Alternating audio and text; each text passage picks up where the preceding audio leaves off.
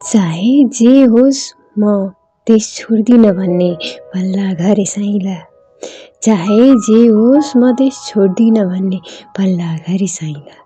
बाध्यता र जिम्मेवारीले थिचेपछि कलिलो उमेरमा देश छोड्न बाध्य भए।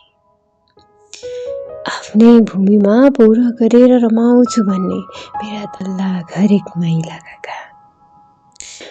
आफ्नै भूमिमा पौरा गरेर रमाउँछु भन्ने मेरा तल्ला घरे माइला काका। बुढेसकालमा छोरा छोरी परिवारको लागि पनि खाडी बस्न बाध्य भए।